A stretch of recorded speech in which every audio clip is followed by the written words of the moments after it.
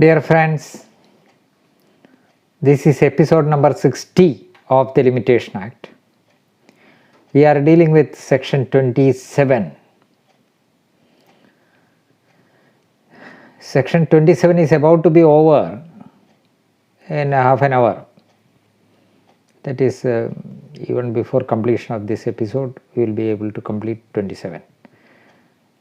In one of the comments which I received, there is a mention of not referring to section 25. It is true. But I had mentioned earlier that we will not be dealing with 25 and 26. And I also said the reason for the same.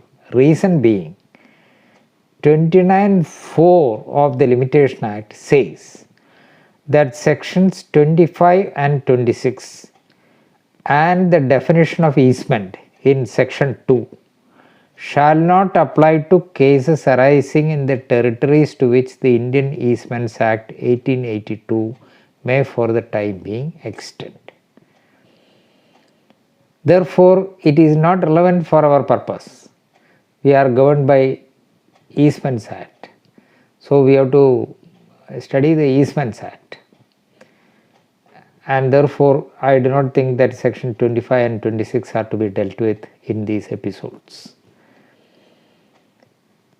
Now, we will come to the next decision in 27. 2014 9 SEC 185, which is parallel citation is AER 2014 SC 3447. Singh Ram through LRs versus Shio Ram and others. That is a usufructuary mortgage. And what is a period of limitation? Section 62 of the TP Act, Transfer of Property Act, is referred to, and the relevant articles in the Limitation Act are also referred to. Why this is relevant while dealing with section 27 is clear from paragraph 11 and 12 of the judgment. A usufructuary mortgagee is not entitled to file a suit for declaration that he had become an owner merely on the expiry of 30 years. 30 years is the period of limitation under the 1963 Act for redemption and recovery of possession. What will happen after that period? Whether the mortgagee is entitled to file a suit for declaration. What will happen in the case of a usufructuary mortgagee, where the mortgagee is entitled to realize the mortgage amount out of the rents and profits? What is the period of limitation? When does this 30 years commence? When does it end? These are all the questions which are relevant. Simply because the mortgage deed is executed on in a particular year, 30 years compute from that date. So, mortgagor's right to redeem is lost. Therefore, mortgagee is entitled to get a declaration. That is not the law. I will read a few sentences. I will read paragraph 12, a few sentences. It is a very long paragraph. I will read, a few sentences. A perusal of the above provisions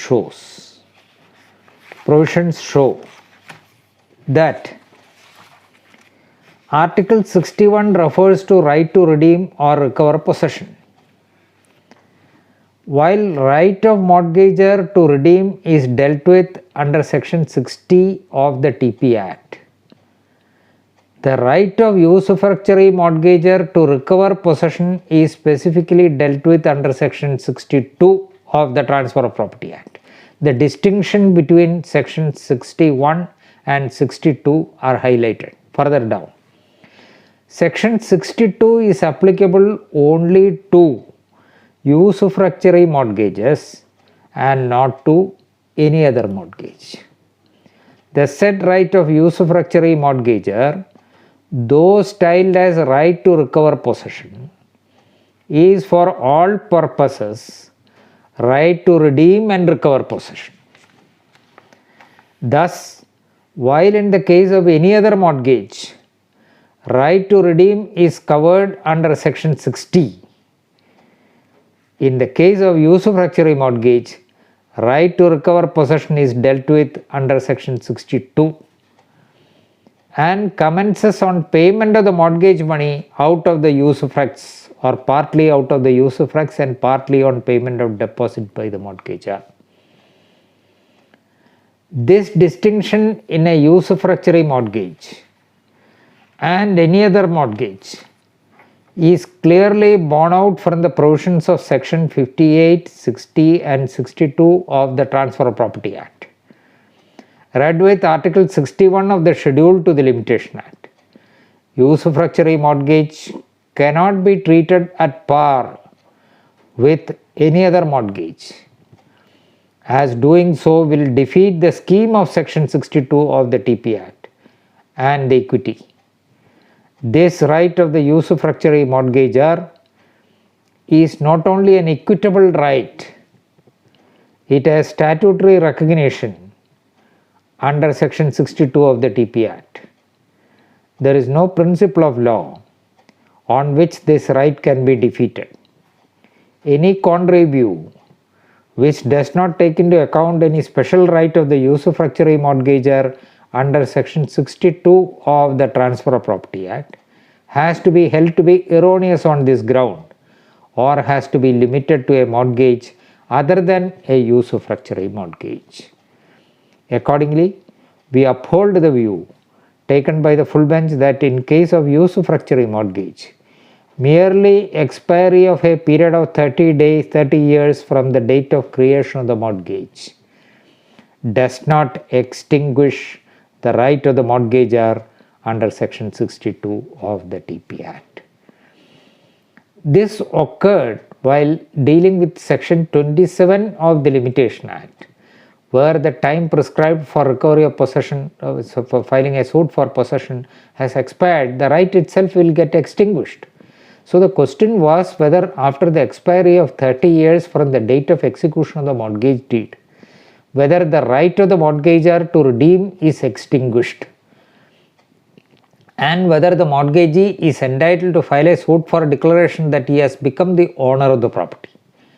It was held that the distinction between section 60 and 62 of the Transfer of Property Act, while section 60 deals with the redemption of mortgages, 62 specifically deals with the recovery of possession in the case of usufructuary mortgage, and therefore that recovery of possession includes redemption, and that is to be considered while dealing with article 61 of the Limitation Act. This is what the Supreme Court said. Various decisions have been referred to. Next is 1999 2 SCC 310, same as AER 1999 Supreme Court 876 Bailochan Karan. This we have cited earlier for some other purpose. Bailochan Karan versus Basant Kumari Naik. That was a case where purchasers of a suit property filing a suit for trespass against the brother of the vendor. Vendor's brother was a minor at that time and he claimed certain rights and he filed a suit. Land was purchased in 1953 when the said brother was still a minor. He attained majority. He did not file the suit within 3 years as provided in section 8 of the Limitation Act. High Court rightly held that the purchasers had perfected their title in 1969 by virtue of section 27 read with section 8, under which the rights of the brother had been extinguished 3 years after he attained majority, and he could no longer file a suit for recovery of possession. There, Article 65 Section 8, Section 6, Section 27 all dealt with. Facts are to some extent complicated. I said it very easily, but when you read it, see, to some extent complicated facts. Therefore, I am not saying the facts here. This is the principle. Please read. Next is a Kerala High Court Division Bench. ILR 1986-1 Kerala 34, same as 1984 KLT 1077. Ramdas Damodar versus Anna Nidhiyiri, Nidhiyiri. The Travancore Limitation Act was considered, then vis-a-vis the Limitation Act 1963, all those things considered. Section 29, paragraph 29. I'm sorry.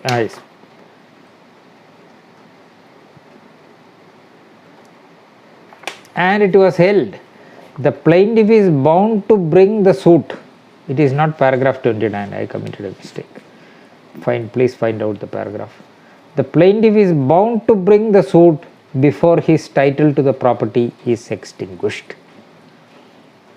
Where the plaintiff skips to sue for possession within the period fixed under the Limitation Act, his right to sue gets extinguished, with the result the person in possession acquires thereby absolute title. The law of limitation declares that as between parties contesting as to title, one that fails to seek that remedy within 12 years has the remedy not only barred but also extinguished. Once there is statutory, this is the point here. Once there is statutory extinguishment of a right, there cannot be any revival of the right to recover possession of the property. It has to be remembered that ordinary rule is that the statute of limitation bars the remedy and does not extinguish the right itself. But section 27 is an exception to this rule. Once that is extinguished, there is no question of revival. One more point is, once it is, the result is that the person in possession, once that period is over, the person in possession gets title, adverse possession gets title.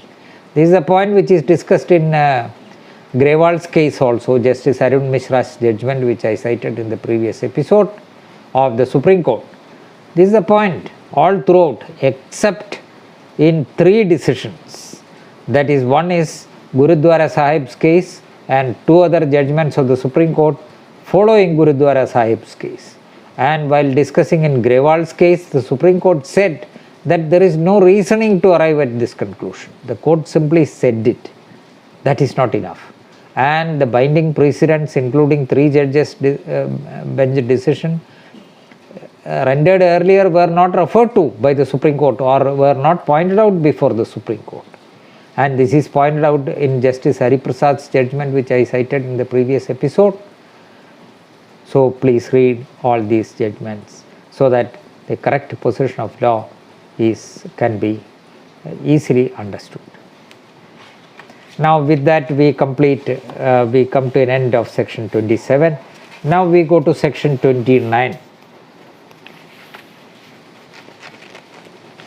29(2) is limited, difficult. 29(2) is difficult. We will read 29, then come to 29(2). Nothing in this act shall affect section 25 of the Indian Contract Act. That all of you know. The limitation. Suppose there is an agreement to pay a barred debt. That agreement is valid and the Limitation Act does not bar it. And within the Limitation Act itself, even though the period of limitation expires, before the expiry of the period there is either an acknowledgement or payment, time is extended. Same period will run from that date we have seen under section 18 and 19. Then there are other provisions for extension, there are other provisions where time will not begin to run, or on the specified thing happening, that same period will count from that date. These are all the various situations where the Limitation Act deals with the different situations. Though there are only a few sections, they are very important for students as well as lawyers, and to some extent difficult. That is why I thought of spending, even this is not enough is my opinion, but I spent some time, because once this is done, you must get a guidance, or at least guidance as to you should work up the position and go to court. Law students also, once they go to court, this will be useful. For examination purposes, they do not require that much study. 29. Nothing in this Act shall affect Section 25 of the Indian Contract Act. That is clear. 2. I will read, then I will come back to 29.2. 29.2 is difficult to understand. Still, I will just once read word by word, then go to 3 and 4, then we will come back to 2.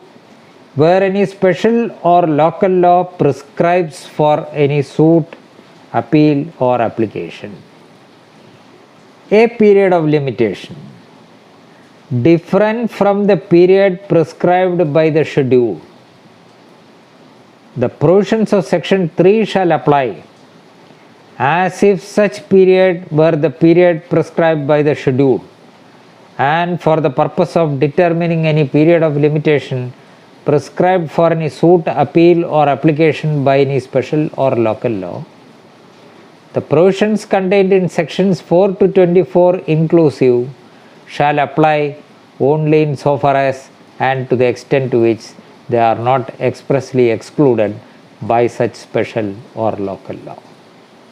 I am sure that most of you have not understood what it is. I will come back. 3. Save as otherwise provided in any law for the time being in force with respect to marriage and divorce. Nothing in this Act shall apply to any suit or other proceeding under any such law. So, marriage and divorce, there are laws. So, nothing in this Act shall apply to any suit or other proceeding under any law for the time being in force with respect to marriage and divorce. So, they are out of 29, out of the Limitation Act. Then a question arose before the High Court whether the time, and in Supreme Court also, whether the time required for obtaining copy of the judgment can be excluded for the purpose of filing the appeal, and the unanimous opinion is that it can be done.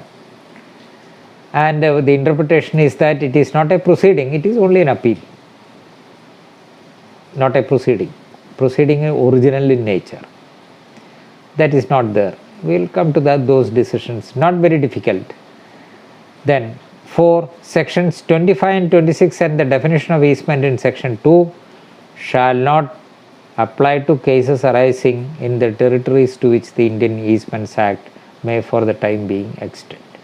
Therefore, we need not bother about 25 and 26 so long as the Easements Act is applicable to the area in question. I do not know whether there is in India where there is any other area where Easements Act does not apply. If it does not apply for any reason, because of the peculiarity of the states, there may be, I do not know. If there is, then you have to have Section 25 and 26 also. Therefore, I am very cautious about it because of my ignorance as to whether there is any place in India whether the Easements Act has no application. Therefore, if there is no application, then 25 and 26 and the definition of easement are relevant for those people. Otherwise, not. Now we come back to 29.2. Read word by word. Word by word. Were any special or local law. Special or local law, you know. There are general the laws, procedural laws, substantive laws, special statutes, and when there is a general law and a special law, the special law will prevail. These are all well settled principles. Where any special or local law prescribes for any suit, appeal or application a period of limitation. So the special or local law prescribes for any suit, appeal or application a period of limitation. There is nothing unusual about it. There is a special law, there is a type of proceeding, period of limitation is also provided. There is nothing unusual about it. Then, and which is different from the period prescribed by the schedule to the Limitation Act. So we have got a special or local law which contains a period of limitation for an appeal, for a suit, appeal or application, and that period is different from the period which is provided for the same thing in the Limitation Act. So say for example in a suit for compensation, period of limitation is 1 year under the Limitation Act in certain circumstances. In certain other special statutes, for example Kerala Police Act, Delhi Police Establishments Act, a suit for malicious prosecution is to be filed, or suit for illegal arrest compensation. Period of limitation under the Police Act is fixed as 6 months, which is different from the schedule to the Limitation Act which provides for a period of 1 year. So which will prevail? The special statute will prevail. So the suit has to be filed within 6 months. Then what is the speciality of 29(2)? What about the other provisions of the Limitation Act? 4 to 24 of the Limitation Act. What will happen? That is what is said. The provisions of section 3 shall apply as if such period were the period prescribed by the schedule. So a special or local law prescribes for a period of limitation. That period is different from the period provided in the schedule to the Limitation Act. Then the provisions of section 3 of the Limitation Act, which says that every suit, appeal or application which is barred by time shall be dismissed by the court. Section 3 of the Limitation Act shall apply as if such period were the period prescribed by the schedule. So the special statute provides for a period, let us take it for 6 months, whereas the Limitation Act provides for a period of 1 year. Special statute will prevail. Section 3 of the Limitation Act will apply to such period as if it is the period which is provided in the Limitation Act by a deeming fiction. So we have to read the period in the special statute to the period in the schedule in substitution of that period in the schedule, because that special statute will prevail. So for example, in a suit for malicious prosecution against a police officer, Police Act provides for 6 months, whereas for illegal arrest etc., malicious prosecution etc., 1 year is the period provided in the Limitation Act. So that special statute will prevail, and section 3 of the Limitation Act for any suit, appeal or application to whether the court should consider whether it is barred by time or not, section 3 of the Limitation Act will apply as if that period which is provided in the special statute were in the Limitation Act, were the period provided in the schedule to the Limitation Act. See, this takes place by a deeming fiction. Section 3 shall apply as if such period were the period prescribed by the schedule. And that is one thing. I think I have made myself clear on this part of it. And for the purpose of determining any period of limitation prescribed for any suit, appeal or application by any special or local law. So the special or local law provides for a period. and that period of limitation is provided, prescribed period is not provided, that is to be computed with reference to other materials. Where is that? It is in the Limitation Act. Section 5 is there. If it is not, it will not apply to a suit, appeal or application. Section 5 is there. 6, 7 and 8 are there. 9 is there. 10 is there. And then 18, 19, 21, all those things are there, which we have seen. That special statute will not again repeat the same thing. No. Special statute provides for a right sometimes, or provides for right and remedy sometimes, a forum sometimes, the period of limitation, which is different from the period.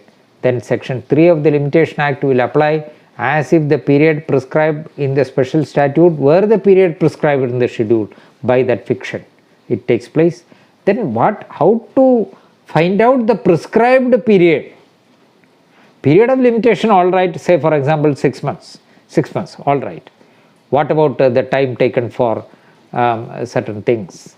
If it is an appeal, time taken for obtaining copy of the judgment, or any other thing, say 6, 7 and 8, minor, what will happen? Lunatic, what will happen? All these things are there. Or there is an acknowledgement of liability, what will happen? Or a new plaintiff or a new defendant is added, what will happen? So period of limitation is to be found out on the basis of several other calculations. What will happen to that? We will deal with it in the next episode. Thank you.